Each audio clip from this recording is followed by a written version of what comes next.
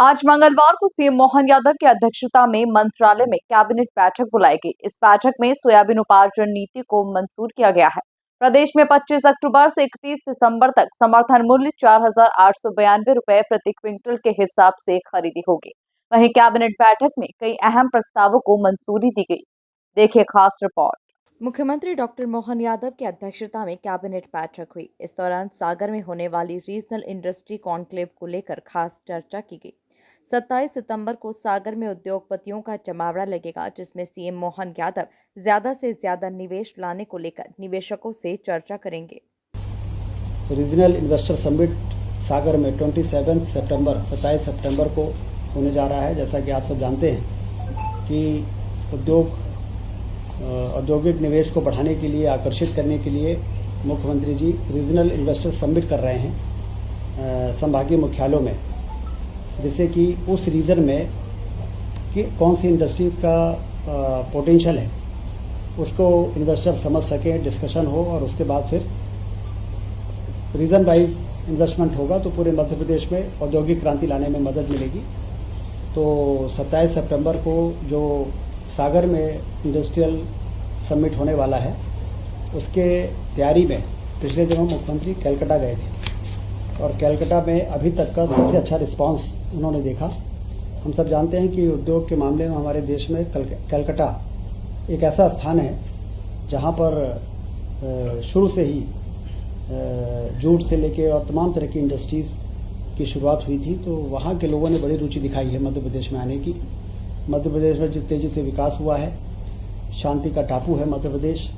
बिजली, पानी और सड़कें शानदार बन गई हैं, हवाई अड्डे बन रहे हैं, रेलवे लाइनों का विस्तार हो रहा है।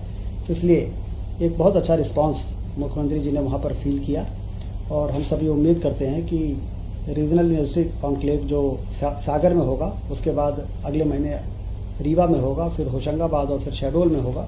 उसमें हमें देश भर के वो तमाम उद्योगपति जो अभी अन्य राज्यों में ज़्यादा रुचि दिखाते थे, वो मध्य प्रदेश में बहुत तेज़ी से आकर्षित होंगे।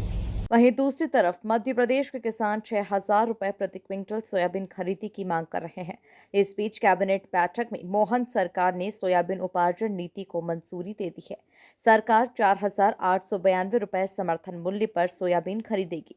25 सितंबर से 20 अक्टूबर तक किसानों का पंजीयन होगा और 25 अक्टूबर से 31 दिसंबर तक खरीदी होगी। आज कैबिनेट में सोयाबीन उपार्जन की नीति को मंजूर किया गया है। जैसा कि आप जानते हैं कि भारत सरकार ने इसका समर्थन मूल्य 4,892 रुपये घोषित किया है और कैबिनेट ने ये तय किया है कि 25 सितंबर से 20 अक्टूबर तक किसानों का पंजीयन होगा और 25 अक्टूबर से 31 दिसंबर तक इसकी खरीदी होगी। 1400 उपार्जन केंद्र बनाए जाएंगे। MP वेयर हाउसिंग कॉरपोरेशन से उसके भंडारण के लिए बातचीत करके और उनका भंडारण सुनिश्चित किया जाएगा।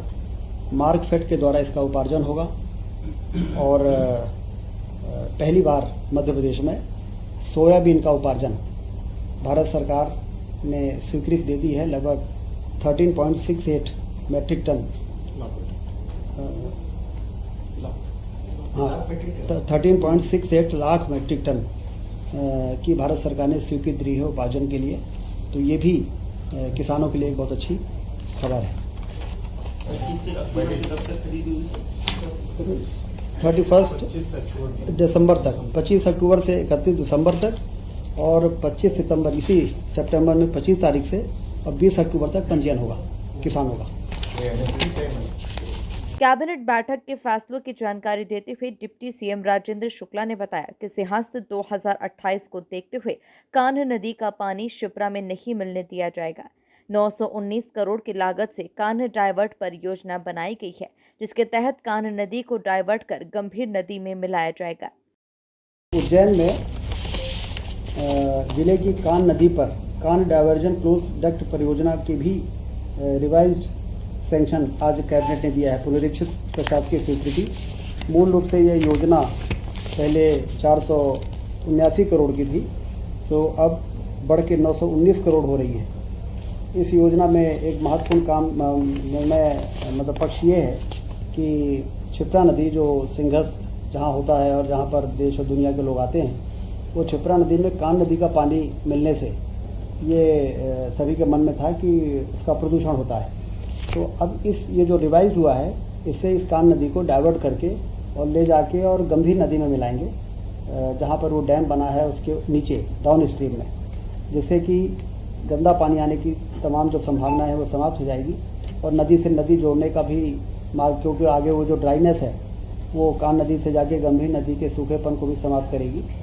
तो दो पर्पज इससे पूरे हो रहे हैं और क्षिप्रा को निर्मल रखने में भी मदद मिलेगी। तो इसलिए आज कैबिनेट ने महत्वपूर्ण फैसला करते हुए इसकी लागत को जो 919 करोड़ रुपए हो रही है उसको मंजूरी देंगे। कुल मिलाकर प्रदेश में एक तरफ किसान आंदोलन तेज है तो वहीं कैबिनेट बैठक के बाद तय हो गया है कि केंद्र सरकार के द्वारा निर्धारित 4,892 के भाव से ही सोयाबीन खरीदी जाएगी। Bureau report, MP news, Bhopal.